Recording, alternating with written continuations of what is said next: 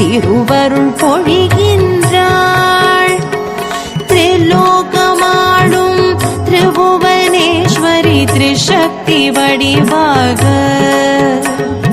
திரிநேத்திரம் கொண்ட வாராகி தாய் அவள் திருவருள் பொழிகின்றாள். இங்கு திருவருள் பொழிகின்றாள். மேலும்